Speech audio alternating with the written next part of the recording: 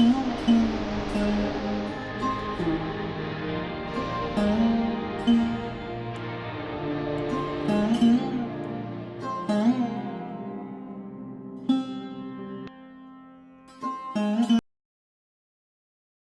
పరిశుద్ధాత్మ దేవుని అడిగాను, ప్రభా మరి నేను బిడ్డలకి ఏ వర్తమానాన్ని అందించాలి అని పరిశుద్ధాత్మ దేవుని అడిగినప్పుడు పరిశుద్ధాత్ముడు నాకు ఇచ్చినటువంటి వాక్యత్యాలు సంఖ్యాకాండము 24వ అధ్యాయము 5వ వచనం.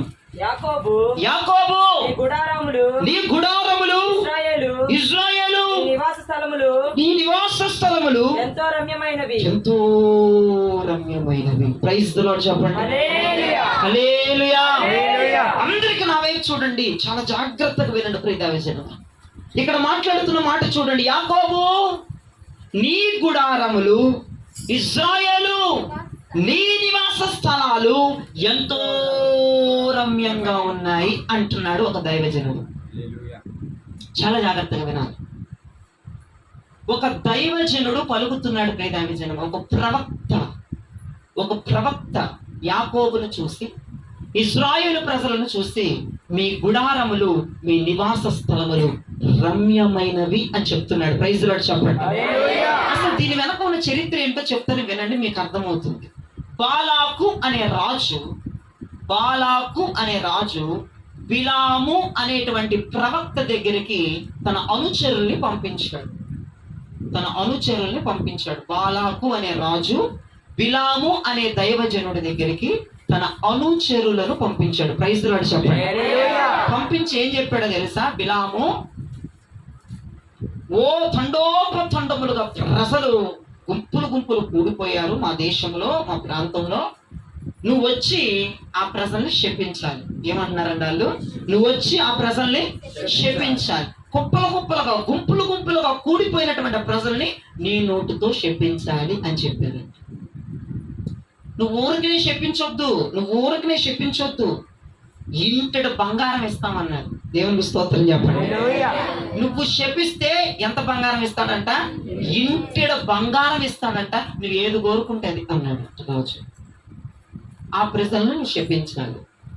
ఈ బిలాము ఎటువంటి వాడు? దేవునితో మాట్లాడే అనుభవం కలిగిన దైవజనుడు బిలాము. దేవునితో సూటిగా మాట్లాడగలిగిన వాడు. ప్రతిరోజు పరిశుద్ధాత్మ దేవుడు బిలాము ఇంటిలోనికి వచ్చేవాడంట. ప్రైజ్ ది లార్డ్ చెప్పండి. అంత గొప్ప దైవజనుడు, అంత గొప్ప ప్రవక్త.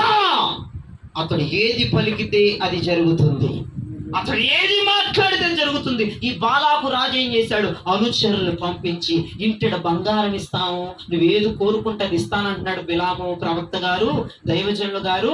మా రాజు చెప్పాడు, ఆర్డర్ వేసాడు, ఇంటిడ బంగారం ఇచ్చేస్తాడంట. నువ్వు సేవ చేస్తే నీకు 50 రూపాయలు కానుకొస్తుందంటగా, నీకు 100 రూపాయలు కానుకొస్తుందంటగా, మా రాజు నీకు ఇంటిడ బంగారం ఇస్తాడంట అని చెప్పాడంట. వీళ్ళు వచ్చి, నువ్వు సేవ చేస్తే నీ సంచి నిండట్లేదుగా. మా రాజు ఒక్క మాట శపిస్తే చాలు కుప్పలు వచ్చి పడిపోతే డబ్బులు అని చెప్తున్నాను. ఆశపడతారండి. రూపాయికి చండాలంగా దిగజారిపోతారు జనం. దరిద్రం ఇంకా ఏదీ లేదు. రూపాయి కనపడితే ఇక దిగజారిపోవటంలో వాళ్ళకంటే ఇక గొప్పలు ఎవరు ఉండరు. అంతగా దిగజారిపోయాడండి బిలాము. ప్రతిరోజు దేవునితో మాట్లాడే అనుభవము కలిగిన బిలాము ఒక ప్రవక్త, ఒక దైవజనుడు. ఇంటిడ బంగారం ఇస్తాను అనగానే, నువ్వు కోరుకుంది ఇస్తాడు అనగానే దిగజారిపోయాడు. డబ్బుకు ఆశపడ్డాడు, బంగారానికి ఆశపడ్డాడు, ఏది కోరుకుంటే అది ఇస్తానన్నాడు కదా, ఆశపడి శపించడానికి వెళ్ళిపోయాడు. వినండి, శపించడానికి వెళ్ళిపోయాడండి. అమ్మో, దేవుడితో మాట్లాడగలిగిన వాడండి. ఆషామాష దైవజనుడు కాదు, వాడు కాదాయన. నంబర్ 1 దైవజనుడు. దేవుడితో మాట్లాడగలిగిన, దేవుడితో సూటిగా మాట్లాడగలిగిన, దేవుడితో చదువుతో మాట్లాడగలిగిన, పరిశుద్ధాత్మను అనుభవించగలిగిన, ఆత్మ ప్రత్యక్షతను పొందగలిగిన వాడాయన. అటువంటి వాడు బంగారానికి పడిపోయాడు. అటువంటి వాడు ఇంటిన బంగారానికి లొంగిపోయి వెళ్ళాడు. ఏంటి రాజా రమ్మన్నారంట. అయ్యా దైవజనుడా, అదిగో జనం కనపడుతున్నారు కదా, కొండెక్కు, ఇట్రా, అని కొండ మీద తీసుకెళ్ళాడు బాలాకు. అదిగో ఆ జనాన్ని నువ్వు శపించాలి. ఇప్పుడు నా అనుచరులు చెప్పారుగా నీకు ఏమిస్తాను, వాళ్ళు ఏం చెప్పారు అదే చెప్తాను, ఇంకా నువ్వు ఏది కోరుకుంటే అది ఇస్తాను, ముందు నువ్వు వాళ్ళని శపించు, వాళ్ళు నాశనం అయిపోవాలి, వాళ్ళు సదనం అయిపోవాలి, వాళ్ళని నీ నోటితో శపించు, నీకు ఏది కావాలంటే అది ఇస్తానని చెప్పాడండి. ప్రైజ్ లార్డ్ చెప్పండి. అయితే ప్రజలందరం చూసి ఈయనంటాడు, వినండి, ప్రజలందరం చూసి బిలాము ప్రవక్త అంటాడు, దైవజనుడు అంటాడు, యాకోబు నీ గుడారాలు, ఇశ్రాయేలు నీ నివాస స్థలాలు రమ్యంగా కనబడుతున్నాయి. చప్పట్లు కొట్టి ప్రభువు నామమున రమ్యంగా కనబడుతున్నాయి. రాజుకు సౌండ్ లేదు. ఈడేంట్రా రాజు అనుకుంటున్నాడు బాలాకు, ఈడేంటి శపించమంటే రమ్యం అంటున్నాడేంటి, శుభం అంటున్నాడేంటి, మధ్యమన పోయిందేమోనని. హలో, మధ్యలోనే ఉన్నావా బిలాము? నేను శపించమంటున్నాను, నేను శపించమన్నాను, దీవించమన్నట్లా. శపించమంటున్నానయ్యా, స్పృహలో ఉన్నావా లేవని ఇట్లా కొట్టాడు బిలాము. రాజా, ఆ ప్రజలు దేవుని దృష్టికి రమ్యముగా కనబడుతున్నారు, నేనేమి చెయ్యలేని చెప్పాడు. ఇశ్రాయేలు గుడారాలు, యాకోబు గుడారాలు, ఇశ్రాయేలు నివాసాలు దేవుని దృష్టికి రమ్యముగా కనబడుతున్నాయి. వారు ఆశీర్వదించబడిన ప్రజలు, వారిని నేను శపించడానికి నా నోట్ల నుంచి మాట రావట్లేదు. ఏం చేయమంటావు? దేవుని దృష్టికి వారు రమ్యంగా కనబడుతున్నారు. శపించడానికి వెళ్ళిన బిలాము వారిని ఆశీర్వదిస్తున్నాడు. శపించడానికి వెళ్ళిన బిలాము వారి గురించి ప్రవచనమిచ్చి మాట్లాడుతున్నాడు. యాకోబు నీ గుడారం, ఇశ్రాయేలు నీ నివాస స్థలాలు రమ్యంగా, అందముగా, అద్భుతముగా, ఆశీర్వాదకరంగా, దీవెనకరంగా కనబడుతున్నాయి. Praise the Lord. చూసారండి, శపించాలి, నేను శపించాలి అని నిలబడిన దైవజనుడు నోట ప్రవచనాత్మకమైన సందేశం డెలివరీ అయింది. ప్రవచనాత్మకమైనటువంటి సందేశం అది. బాలాకు బిత్తరపోయాడు. ప్రియ విజనమా, బాలాకు ఒక్కసారిగా కొంగు తిన్నాడు. వీడేంట్రా బాబు, శపించమంటే ఆశీర్వదిస్తాడేంట్రా బాబు అని ఆ బాలాకు మైండ్ అంతా కరిమిలైపోయింది. రాజా, నేనేమీ చేయలేను, వాళ్ళ గుడారాలు దేవుని దృష్టికి రమ్యంగా కనబడుతున్నాయి. రాజా, నా నోట్లో నుంచి శాపం రానివ్వట్లేదు దేవుడు.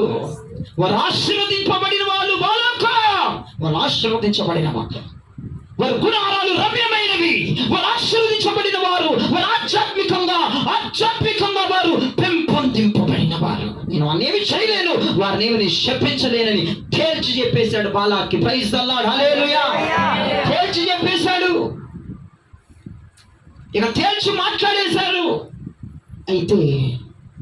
అయితే గుడారము అంటే ఏంటి, అర్థం ఏంటి? గుడారము అంటే అర్థం ఏంటో చూడండి. యాకోబు యొక్క గుడారం అంట, ఇజ్రాయేలు ప్రజల గుడారాలు అంటే ఎలా ఉన్నాయంట? రమ్యంగా ఉన్నాయట. ప్రైజ్ ది లార్డ్ చెప్పండి. రమ్యంగా ఉన్నాయట, అద్భుతంగా ఉన్నాయట, ఆశీర్వాదకరంగా ఉన్నాయట, దీవెనకరంగా ఉన్నాయట. ఆధ్యాత్మికలో, అదిగో ఆధ్యాత్మికతలో, ఆత్మీయతలో, భౌగోళికంగా అందముగా, రమ్యముగా, పరిశుద్ధముగా దీవించబడిన గుడారాలుగా ఉన్నాయట. గుడారం అంటే ఏంటి? గుడారం అంటే ఏంటి? ఇది ఆ గుడారము. నీకు తెలిసిన గుడారం ఇదే. నేను చెప్తున్న గుడారాన్ని బైబిల్లో ఉంది. ఒకసారి పౌలు భక్తుడు అంటాడు, 2 పేతురు 1వ అధ్యాయము 14వ వచనం, నేను ఈ గుడారములో ఉన్నంత కాలము ఈ సంగతులను జ్ఞాపకము చేసి మిమ్మును రేపుటకు న్యాయమని ఎంచుకొనుచున్నాను. ప్రైజ్ ది లార్డ్ చెప్పండి. అందరూ నా వైపు చూడండి. అక్కడ భక్తుడు అంటున్నాడు, నేను ఈ గుడారములో ఉన్నంత కాలము. దేని గురించి మాట్లాడుతున్నారంటే శరీరం అనే గుడారము గురించి మాట్లాడుతున్నాడు అక్కడ భక్తుడు. శరీరం మనకేంటంట? ఒక గుడారం, ఒక ఇల్లు లాంటిదండి శరీరం. ఈ శరీరంలో ఏం నివసిస్తుంది? మీకేం నివసించట్లేదండి? మీరు చెప్పరేంటి? భూతాల మీరు? శరీరంలో ఏమి నివసిస్తుంది? ఆత్మ. అక్కడ భక్తుడు అంటున్నాడు, ఈ గుడారంలో ఉన్నంత కాలం, ఈ గుడారంలో ఉన్నంత కాలం. ఇప్పుడు ఈ ఇల్లు ఎవరిదంటే మీరు ఎవరి పేరు చెప్తారు? ఈ గుడారం ఎవరిదంటే ఎవరి పేరు చెప్తారు? ఎవరి పేరు అండి? ఎవరి పేరు? డౌట్ మీ ఇల్లు ఇది? డౌట్ గా చెప్తారేంటి? ప్రసన్న గారిదని. ఎవరి ఇల్లు ఇది? ఈ గుడారం ఎవరిదంట? ప్రసన్నక్కదంట. ఈ గుడారంలో ప్రసన్నక్కలు నివసిస్తున్నారు. ఈ శరీరం అనే గుడారంలో ఈ జయరాజు అనే ఆత్మ నివసిస్తా ఉంది. ప్రైజ్ ది లార్డ్ చెప్పండి.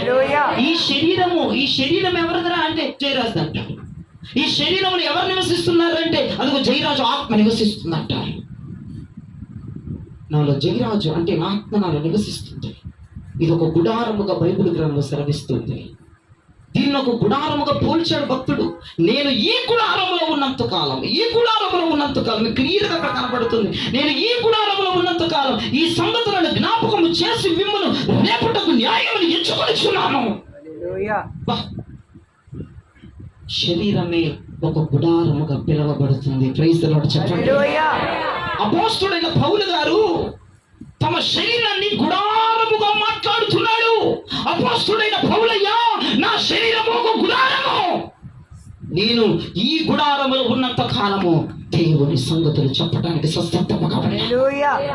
నేను ఈ గుడారములో ఉన్నంత కాలము, ఈ శరీరం అనే గుడారములో ఈ పౌలయ్య ఉన్నంత కాలము ఆయన సంగతులే ప్రకటిస్తాను, ఆయన గురించి చెప్తాను అంటున్నాడు. ఆయన ఈరోజు నేనంటున్నాను యాకోబు గుడారాలు, ఇశ్రాయేలు గుడారాలు ఎలా ఉన్నాయట? రమ్యంగా ఉన్నాయి. ఈ రోజున నీ గుడారం ఎలా ఉంది? నీ గుడారం ఎలా ఉంది? దేవుని దృష్టికి రమ్యముగానే ఉందా? దేవుని దృష్టికి అనుకూలముగానే ఉంది? గుడారం అంటే ఏం చెప్పాను? మన శరీరమే గుడారం. నీ శరీరం ఎలా ఉంది? నీ గుడారం ఎలా ఉంది? దేవుని దృష్టికి రమ్యముగానే ఉన్నదా? దేవుని దృష్టికి దీవెనకరముగానే ఉన్నదా? దేవుని దృష్టికి అనుకూలముగానే ఉన్నదా? నీ గుడారం ఎలా ఉంది? నీ గుడారం. యాకోబు గుడారాలు, ఇశ్రాయేలు ప్రజల గుడారాలు పర్ఫెక్ట్ అంటున్నాడు బిలాము ప్రవక్త. చూడగానే ఓమో, ఇశ్రాయేలు గుడారాల్లో జీవనం ఉన్నది. ఇశ్రాయేలు గుడారాలు అద్భుతంగా ఉన్నాయి. ఇశ్రాయేలు గుడారాలు రమ్యముగా ఉన్నాయి. ఈ రోజున నిన్ను దేవుడు చూస్తే నీ గుడారం ఎలా ఉందని చెప్తాడు. అసలు ఇంతకీ నీ గుడారం ఎలా ఉంది? గుడారం అంటే శరీరం. నీ శరీరం అనే గుడారం ఎలా ఉంది? రమ్యముగానే కనపడుతుందా దేవునికి? ఆధ్యాత్మికతలో ఆత్మీయంగా రమ్యముగానే దేవునికి కనపడుతుందా? అనుకూలంగానే దేవునికి కనపడుతుందా? ఆయన చూపుకు తగినట్లుగానే దేవునికి కనబడగలుగుతుందా నీ శరీరం అనే గుడారం? అలాగైతే ఏ శాపము నీ మీదకి రాదు. ప్రైజ్ ది లార్డ్ చెప్పండి. నీ శరీరం అనే గుడారము రమ్యముగా, అందముగా, ఆశీర్వాదకరముగా, దీవెనకరముగా, శుభప్రదముగా దేవుని దృష్టికి కనబడితే ప్రతి శాపం ఆశీర్వాదంగా మారింది. ప్రతి శాపం దీవెనకరంగా మారింది. ప్రతి దరిద్రం ఆశీర్వాదకరంగా మారింది.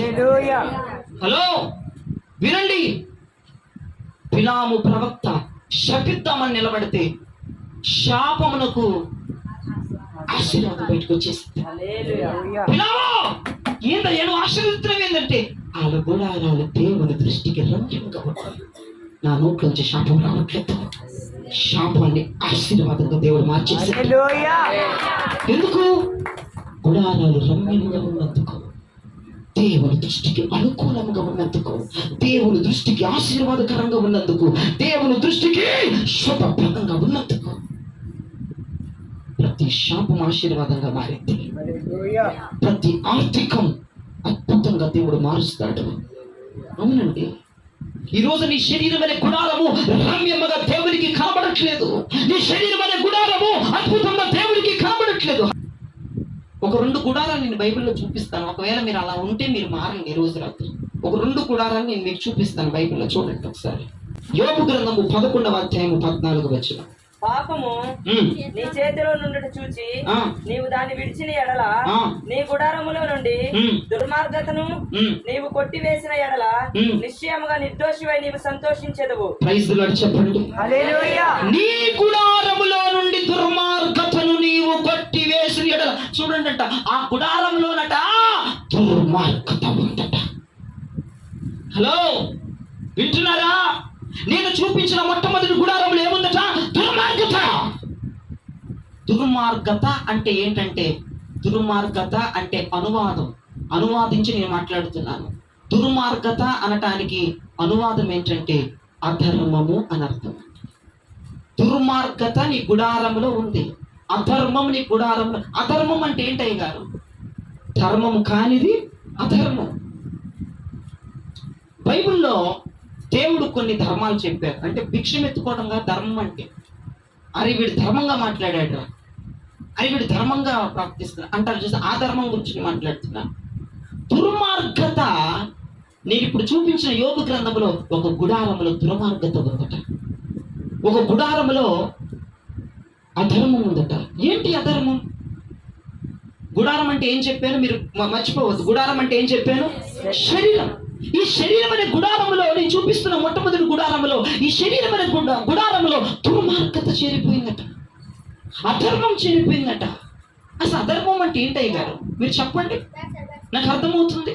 అధర్మం అంటే ఏంటంటే, బైబిల్ గ్రంథంలో కొన్ని ధర్మాలు దేవుడు చెప్పాడు. భర్త ఎలా ప్రవర్తించాలి, భార్య ఎలా ప్రవర్తించాలి, మందిరానికి వచ్చేటప్పుడు ఎలా రావాలి, బిడ్డలు తల్లిదండ్రుల్ని ఎలా సన్మానించాలి అనేది దేవుడు ధర్మప్రదంగా బైబిల్లో రాసుకొచ్చాడు. నువ్వేం చేస్తావు? ఇప్పుడు భర్తకి ఒక ధర్మం ఉంది బైబిల్. ఏంటి? నీ భార్యని నువ్వు పోషించి నీవు సంరక్షించాలి. అది భర్త ధర్మం. చేస్తున్నాడా? నో, చేయట్లేదు. భార్య దగ్గరికి వచ్చేటప్పటికి నీ భర్తకి అన్ని విధాలుగా నువ్వు లోబడి ఉండాలి. ఏమన్నా చేస్తుందా? గయ్యా గయ్యా గయ్యమని అరిసింది. ఏమా చేయట్లా. చూడండి, చెప్తున్న ధర్మం అంటే ఏంటి? దేవుడు చెప్పిన మాట చెప్పినట్టు చేయడమే ధర్మం. దేవుడు బైబిల్లో కొన్ని ధర్మాలు రాశాడు. భర్త ఎలా ఉండాలి, భర్త భార్య పట్ల ఎలా బిహేవ్ చేయాలి, భార్య భర్త పట్ల ఎలా బిహేవ్ చేయాలి, పిల్లలు తల్లిదండ్రుల పట్ల ఎలా బిహేవ్ చేయాలి, తల్లిదండ్రులు పిల్లల పట్ల ఎలాగా బిహేవ్ చేయాలి, మందిరానికి వచ్చేటప్పుడు ఎలా రావాలి. నీ పద్ధతిని నీవు సరిగ్గా చూసుకుని మందిరానికి రావాలి. నీ ప్రవక్తన సరిగ్గా ఉందా లేదా అని చూసుకుని మందిరానికి రావాలి. అది ధర్మం. బైబిల్లో దేవుడు కొన్ని నైతిక విలువలు రాసి పెట్టాడండి. బైబిల్లో దేవుడు క్రైస్తవులకు తగినట్లుగా కొన్ని నైతిక విలువలు దేవుడు రాసి పెట్టాడు. కొన్ని ధర్మాలు దేవుడు రాసి పెట్టాడు. ఈ రోజు నువ్వేం చేస్తున్నావు? దేవుడు చెప్పింది ఒకటైతే నువ్వు ఇంకోటి చేస్తున్నావు. నువ్వు అధర్మం చెయ్యట్లేదా అని దేవుడు నేను అడుగుతున్నాడు. కాదు, భార్య భర్తకు లోబడి ఉండాలంటే, భార్య ఈ రోజున 2-3 రెట్లు, ఆయన కంటే 2-3 రెట్లు రేజ్ అయిపోయి అరుస్తుందంటే భార్య అధర్మములో ఉంది. హలో సహోదరి, నీ శరీరం అనే గుడారము అధర్మములోకి వచ్చే దుర్మార్గత ఉంది. నీ శరీరంలో, నీ గుడారంలో దుర్మార్గత చేరిపోయింది, అధర్మం చేరిపోయింది. ఎందుకంటే బైబిల్లో దేవుడు నిన్ను లోబడమని చెప్పాడు. నువ్వేంటి గయ్యమని అరుస్తున్నావు? భర్తకు చెప్పాడు నీ భార్యను పోషించి సంరక్షించమని. భర్త కూడా భార్య పట్ల ఒక విశేషమైనటువంటి ఏది కూడా తీసుకోవట్లేదు. కుటుంబాన్ని పోషించని తండ్రులు ఉన్నారు లోకంలో, కుటుంబాన్ని పట్టించుకునే వాళ్ళు ఉన్నారు. దేవుడు చెప్పిన ధర్మం భర్త చెయ్యట్లేదు, అధర్మం చేస్తున్నాడు. బ్రదర్, నీ శరీరం అనే గుడారములో దుర్మార్గత చేరింది.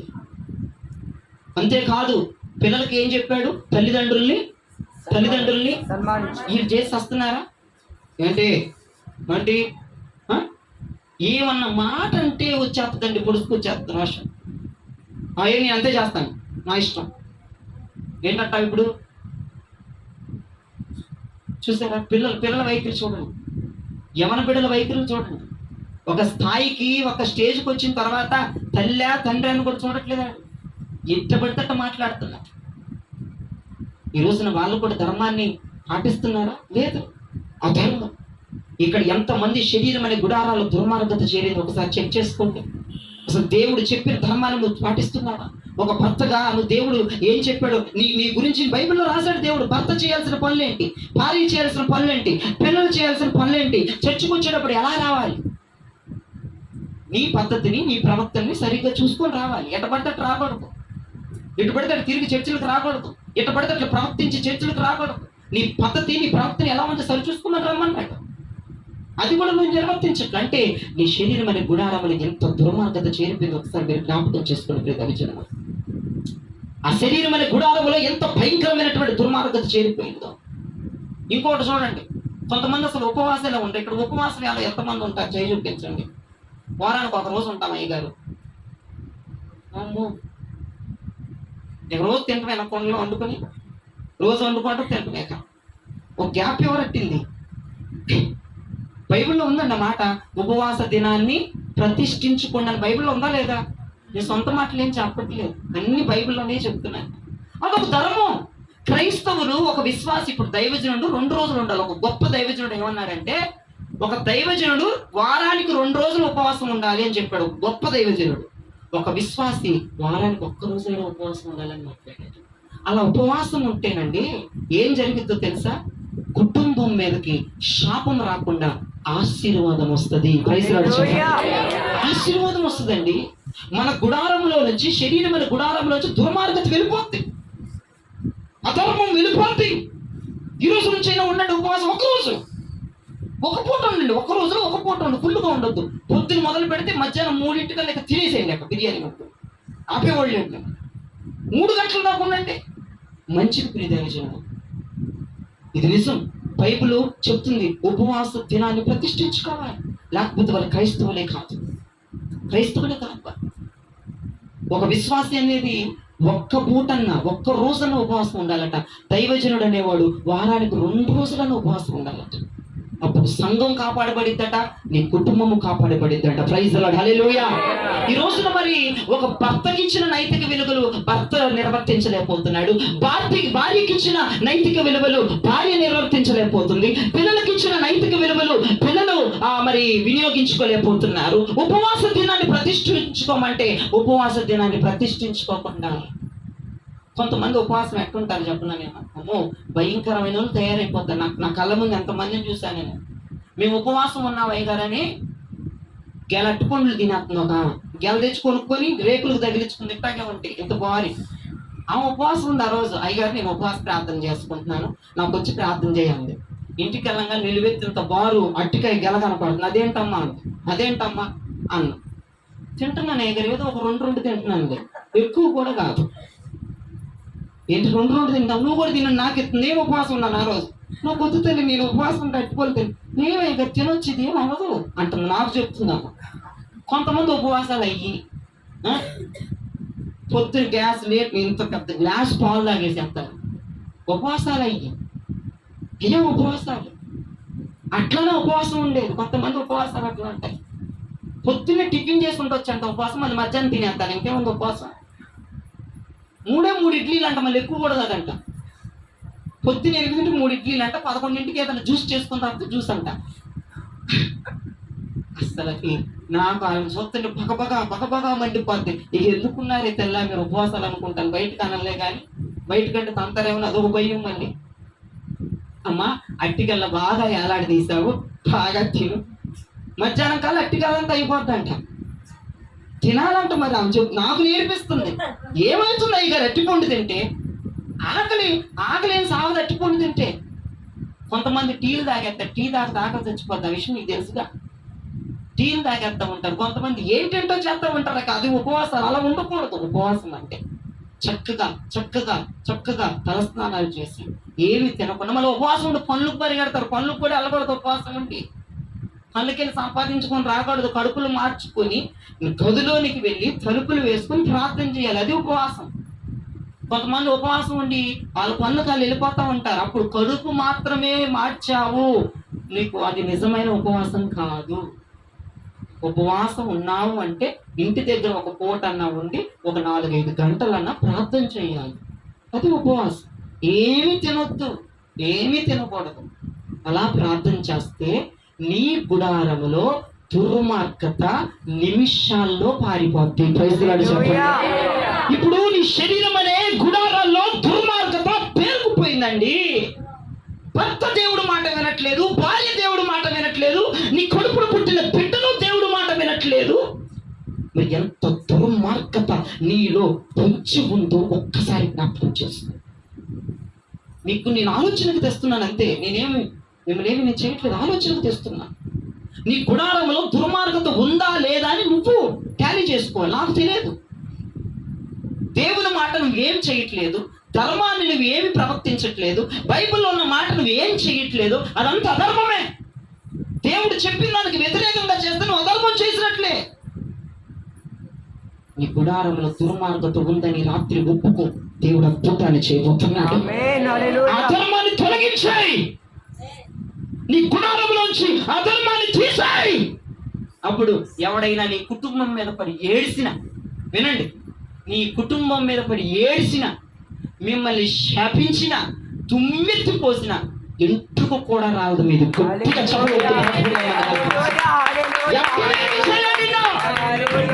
నీ ముందుకే వచ్చి శాపనార్థాలు పెట్టిన నీ గుడారంలో దుర్మార్గత లేనందున ఆశీర్వదించబడుతుంది.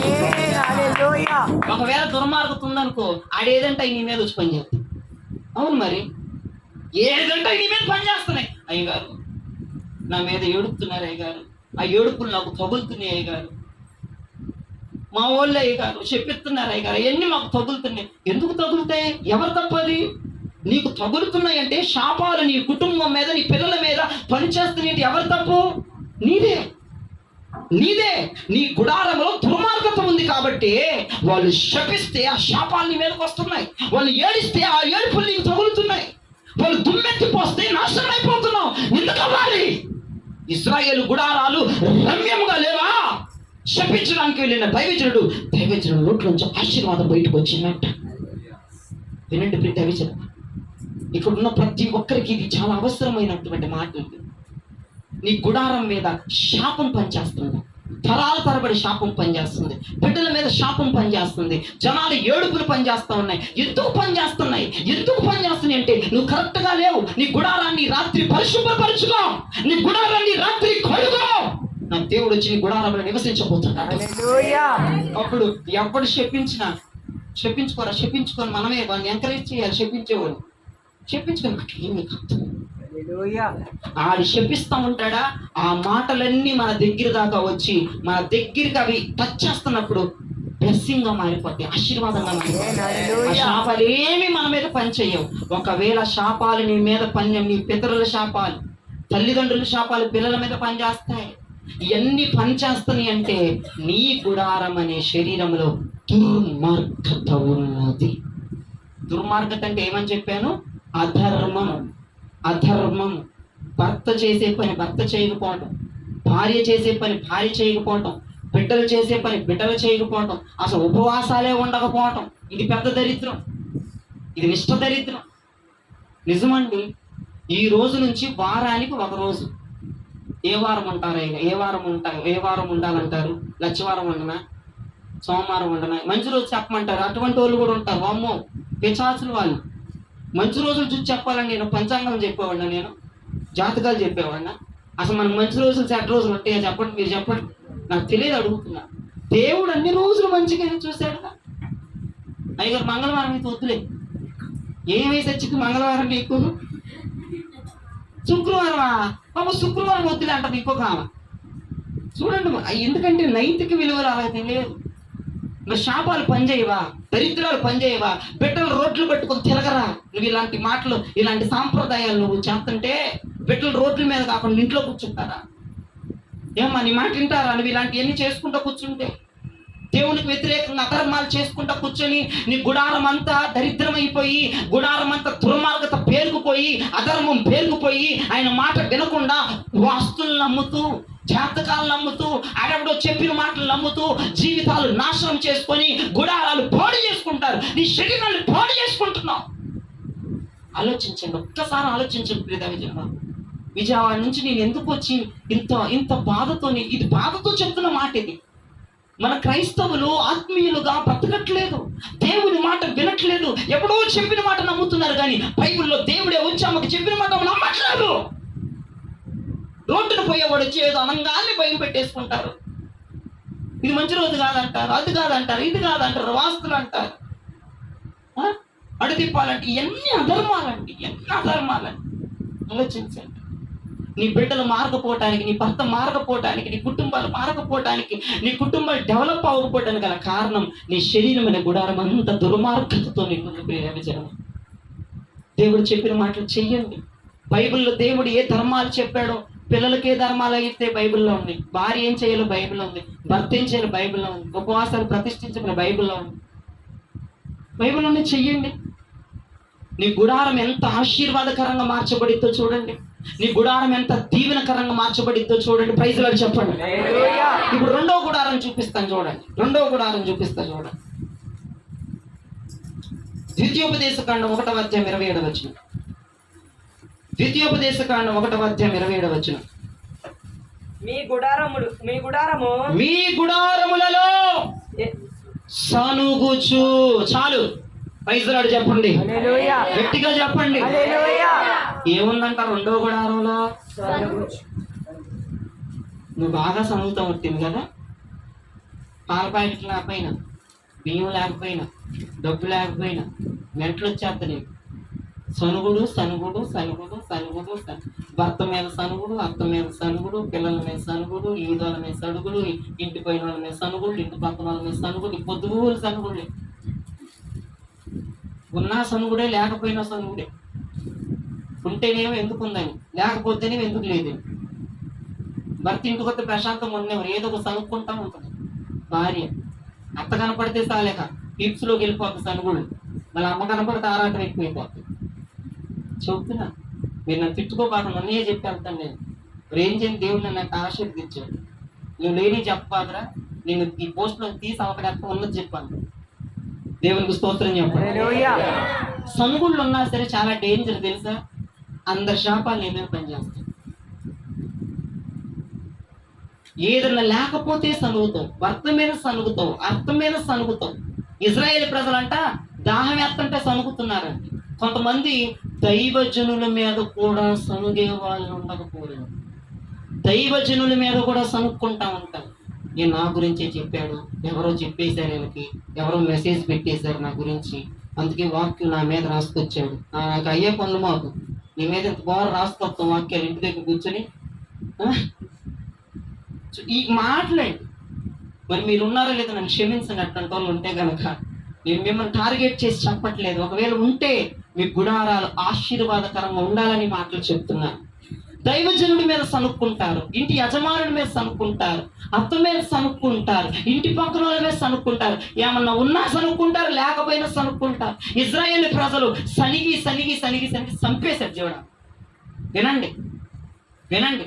వాళ్ళు ఏమి వ్యభిచారం ఏం చేయలే, అక్రమాలు ఏం చేయలే, సనిగితే చంపేశాడంటండి. సనుగుడు ఎంత భయంకరమైన పాపమో తెలుసా. గొనుగుతా గొనుగుతానే ఉంటారు ఒక్కొక్కరు. అది లేదు, ఇది లేదు, దేవస్థం, దరిద్రం, పాడు, ఈడు, ఏదేది ఆ నోటుకు వచ్చినాయి అనమాట. మంచి మంచి మంచి మంచి మాటలు మాట్లాడుతూ ఉంటారు. వాళ్ళకి ఇష్టం వచ్చినట్టు. కొంతమంది వాళ్ళే మాట్లాడుకుంటారు. జనం ఎవరు ఉంటారు చుట్టుపక్కల, ఆమె మాట్లాడుకుంటా ఉంటారు, ఆయనే మాట్లాడుకుంటా ఉంటాడు. సొనుగుళ్ళు, గొనుగుళ్ళు ఇవి ఉంటే కనుక ఖచ్చితంగా నీ గుడారం నాశనం అయిపోతుంది. నిజమండి, నేను అబద్ధం చెప్పట్లేదు. దేవుడు బైబిల్ గ్రంథంలో సొనిగిన వారిని చంపేశాడు, నిర్దాక్షిణంగా సంహరించేశాడు. ఇజ్రాయేల్ ప్రజలు దైవజనుడి మీద సొనుగుతున్నారు. నీళ్లు లేవని నీళ్ళ మీద సొనగటం, తిండి లేదని, అయ్యా మాకు తిండి లేదు, మమ్మల్ని అక్కడి నుంచి తీసుకొచ్చావు, మమ్మల్ని అరణ్యంలో చంపేస్తావా అని జనము సొనుగుతా ఉన్నారు. దేవుడి మీద కూడా సొనిగే వాళ్ళు ఉండకపోను. సనుగకుండా ఉండు. ఈ రోజు నుంచి నువ్వు సనగబాకు, కాముగా ఉండు. నోటికి ప్లాస్టర్ వేసుకుని కాముగా ఉండు. ఇంట్లో ఏమున్నా ఏమి లేకపోయినా అసలు సనగొద్దు. డబ్బున్నా లేకపోయినా సనగొద్దు. ప్రార్థన చేయి, ప్రభు నేను ఆశీర్వదిస్తాడు. సనగబాకు. కనబడితే సనగటం, అది లేదు ఇది లేదని గిన్నెలు ఎత్తేసేయడం, సొట్ల గిన్నెలకు పెట్టేసి అసలు చెయ్యబాకండి మీరు. ఎందుకంటే అది దరిద్రమైన గుడారాల్లో ఉన్నటువంటి విధానం. ఆత్మీయుల గుడారాల్లో నీతి మంతుల ప్రసంగాలు వినపడాలి. ఆత్మీయుల గుడారాల్లో రక్షణ సునాద సంగీత గీతాలు వినపడాలి. ఈ రోజునండి ఆత్మీయుల గుడారాల్లో సొనుగుళ్ళు వినపడుతున్నాయి అంటండి. దేవునికి సనుగుతా ఉన్నారట. భర్త మీద భార్య సనుగుతుందట, భార్య మీద భర్త సనుగుతున్నాడట, పిల్లలు సనుక్కుంటున్నారట, పిల్లల మీద తల్లిదండ్రులు సనుక్కుంటున్నారట, తల్లిదండ్రులు పిల్లల్ని సనుక్కుంటున్నారట. ఎదుటోళ్ళు సనుక్కోవటం, వెనకోళ్ళు సనుక్కోవటం, ఇంట్లో ఏమైనా లేకపోతే సనుగుళ్ళు, ప్రార్థన చేయరు, సనుగుళ్ళకి ఇవే. ఒకటి ఆలోచించండి, సనుగుడు అనేది వ్యభిచారం కంటే భయంకరమైన పాపం. దేవచనం వ్యభిచారం కంటే భయంకరమైన పాపం సనుగుడు అంటే. నేను మీ వాక్యంలో చూపిస్తాను చూడండి. 1 కొరింథీయులకు రాసిన పత్రికలో పౌలయ్య అంటున్నాడు 10వ అధ్యాయం 10వ వచనంలో, 1 కొరింథీయులకు రాసిన పత్రిక 10వ అధ్యాయం 10వ వచనం, మీరు సనుగకుడి. అదిగో నేను అబద్ధం చెప్పాను, సనిగి కొంతమంది చచ్చిపోయారా, దేవుడు చంపేశాడంట, ఖడ్గం ఇచ్చేసి దూతకి చంపేరమని అన్నాడంటే. అంతే అటాక్ చేసేసి సొనిగే వాళ్ళందరినీ, పాల ప్యాకెట్ లేదని సొనిగే వాళ్ళందరినీ చంపేశారు, నీళ్లు లేవని సొనిగే వాళ్ళందరినీ చంపేశారంట, తిండి లేదని సొనిగే వాళ్ళందరినీ చంపేశారట. ఇది నిజమండి, బైబిల్ చెప్తుంది, అపోస్తలుడైన పౌలయ్య చెప్తున్నాడు, సొనిగితే సచ్చారు జనం. శాపం రాదని కుటుంబం మీదకి పొద్దు గూపులు సొనుక్కుంటా కూర్చుంటూ, అది లేదు ఇది లేదని సొనుక్కుంటా కూర్చుంటే శాపం కాక ఆశీర్వాదం వస్తుందా? దీవెన వస్తుందని కుటుంబానికి సొనుగుకుంటా కూర్చుంటే? సొనగొద్దు. ఒక 2 గుడారాలు చూపించాయి రాత్రి. మొదటి గుడారంలో ఏముందట? దుర్మార్గత. 2వ గుడారంలో సొనుగుళ్ళు. ఒకవేళ ఇక్కడికి వచ్చిన వాళ్ళలో గనక దుర్మార్గత గనక ఉంటే, అధర్మం, దేవుడు చెప్పింది చెయ్యకపోతే, ఖచ్చితంగా ఈరోజు మీరు మారు మనసుకోకండి. 2వదిగా సొనుగుతూ ఉంటే కనుక దయచేసి ప్లీజ్ అండి, ఒక ఆత్మీయ బిడ్డగా చెప్తున్నాను, సొనగొద్దు దయచేసి.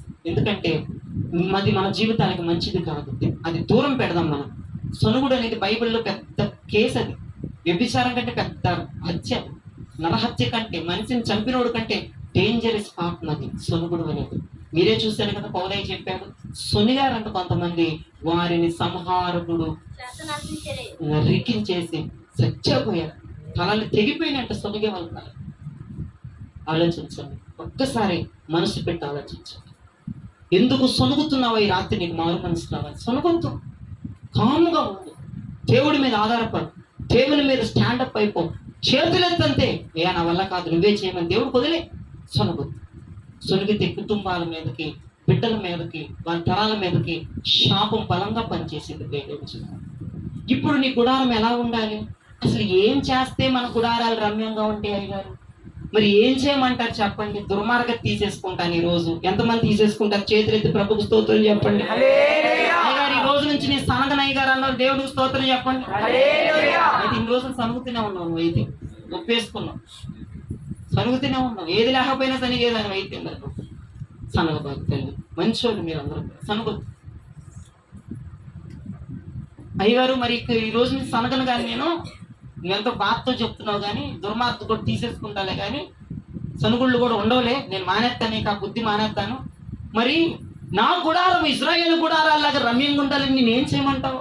ఒక 2 విషయాలు చెప్తాను, వింటారా? ఒక్క 2 విషయాలు ముగించేస్తాను. ఇప్పుడు నీ గుడారము రమ్యంగా ఉండాలి అంటే నువ్వేం చేయాలి? ఒక 2 విషయాలు చూడండి.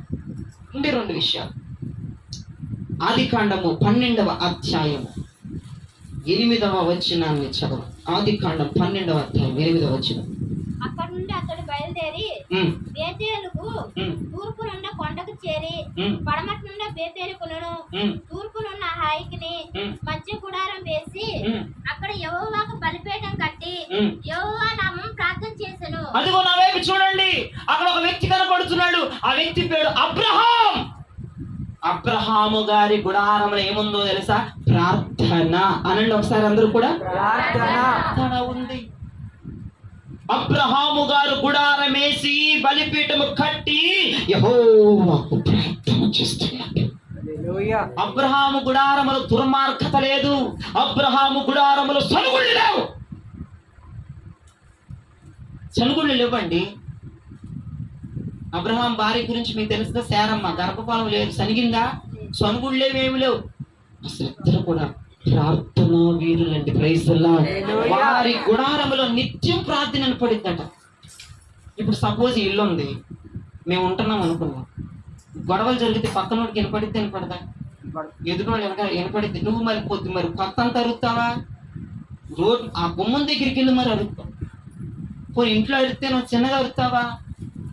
మొత్తం బిల్డింగ్లే వణుకుపోయేటట్టు అరుతావు. వీధికి 10 వీధులకి వెళ్తావు.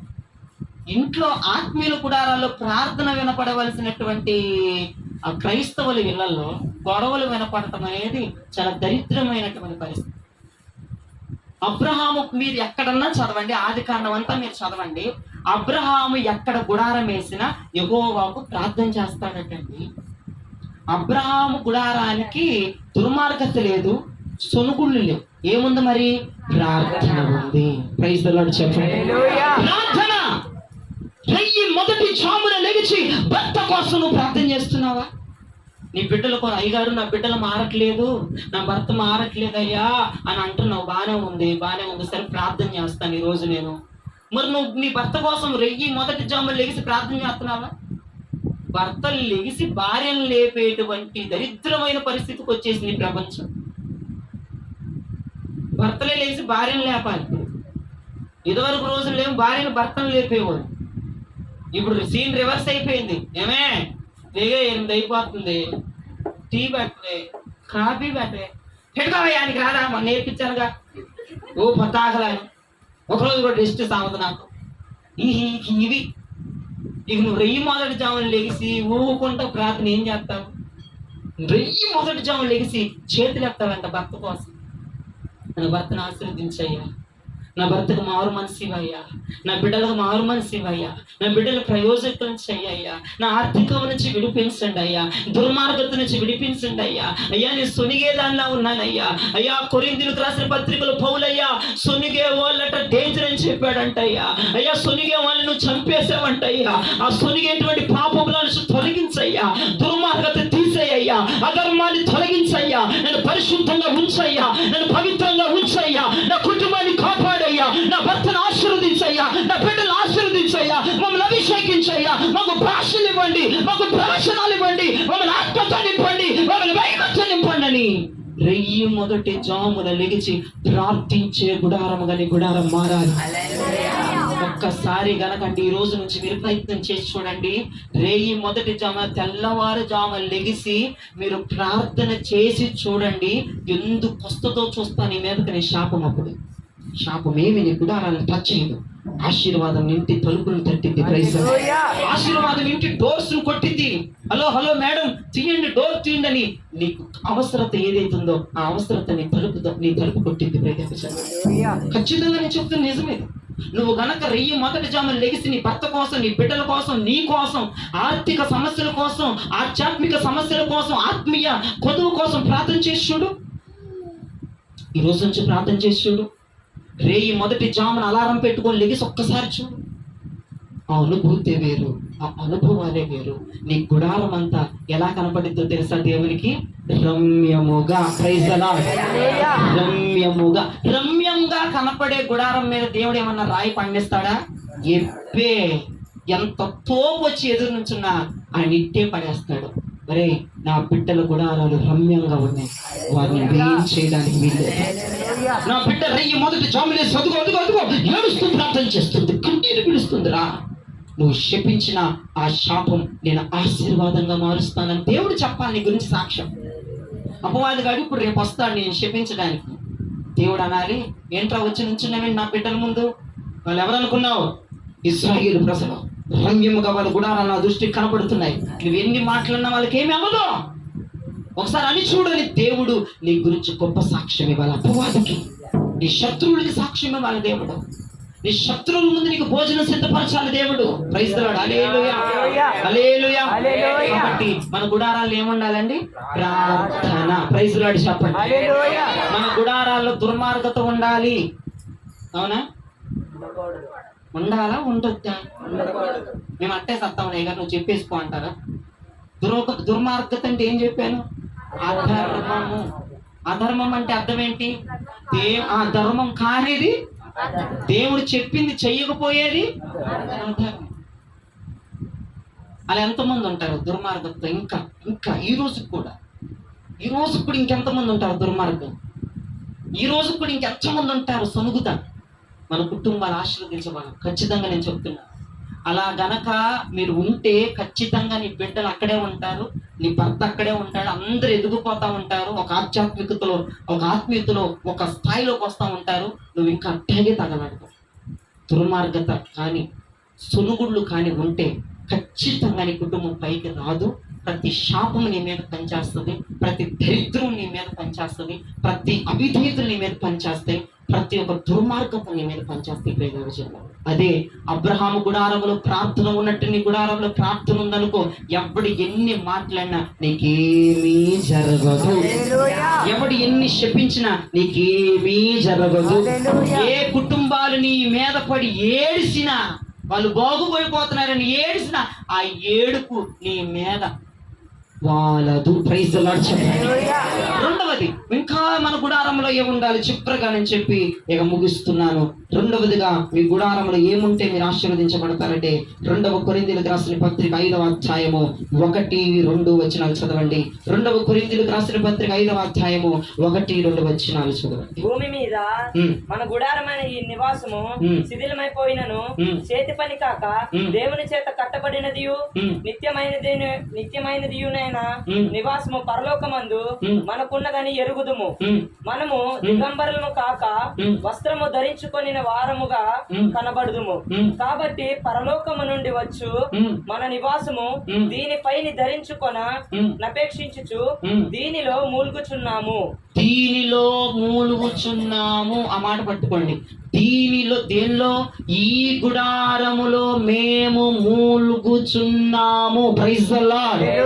ఈ గుడారములో మేము అండి, మన గుడారాల్లో మూలగాలంట, మూలుగాలంట. ప్రభు చెప్తున్నారు అక్కడ, అపోస్తుడైన పౌలయ్య చెప్తున్నాడు మూలుగుడు ఉండాలంట గుడారాల్లో.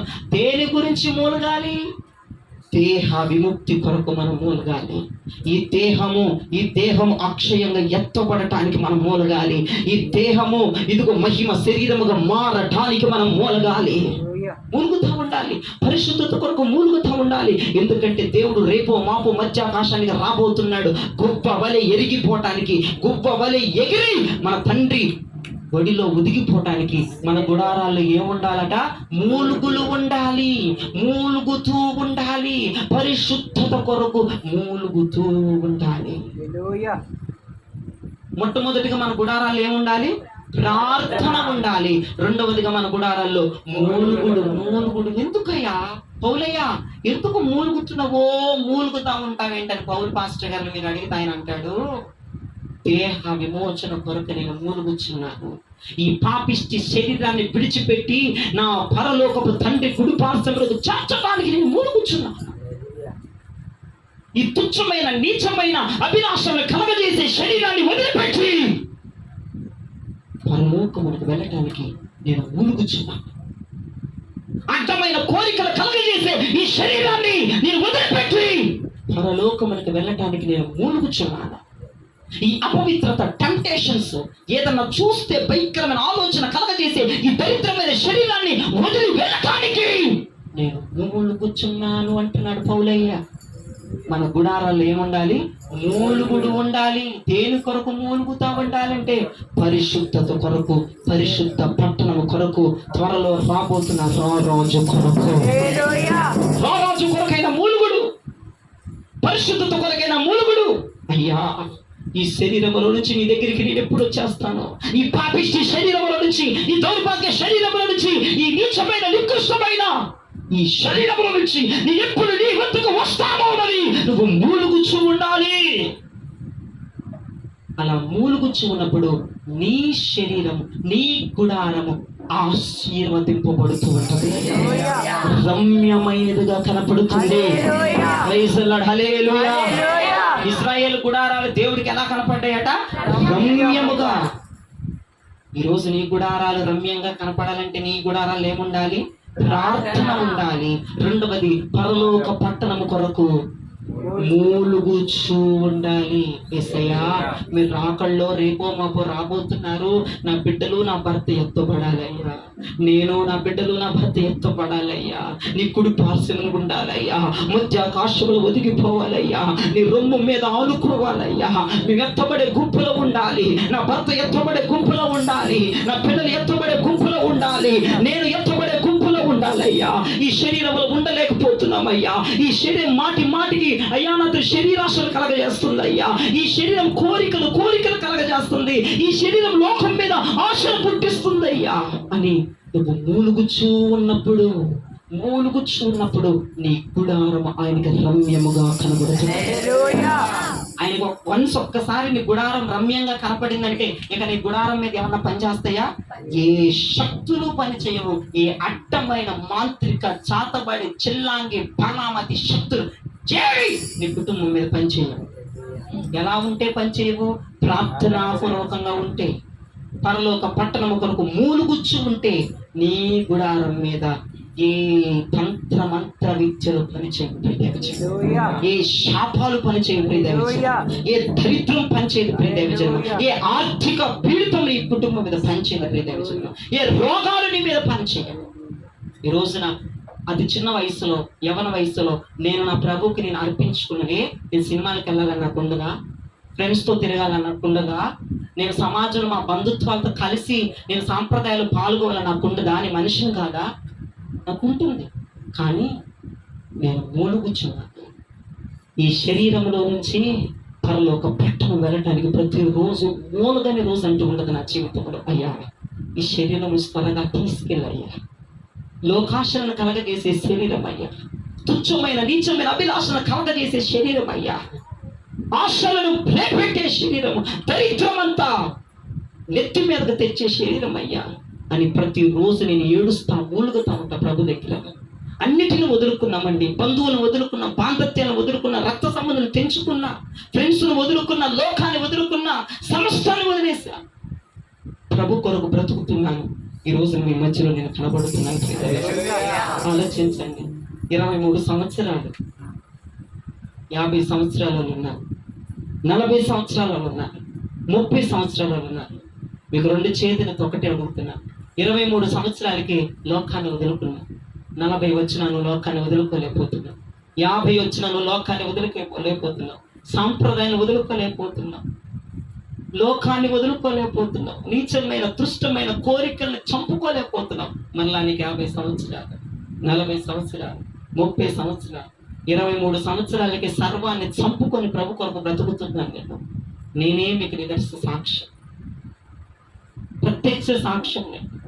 దయచేసి మీకు 2 చేతులు, ప్రతి నాన్నకి, ప్రతి అమ్మకి, ప్రతి అక్కకి, ప్రతి తమ్ముడికి, ప్రతి అన్నకి కూడా, ప్రతి చెల్లికి కూడా చెప్తున్నాను. దయచేసి మీరు కనుక మూలుగుతూ ఉండటం ఈ రోజు నుంచి ప్రారంభిస్తే నా దేవుని దృష్టికి నీ గుడారం రమ్యంగా కనబడుతుంది.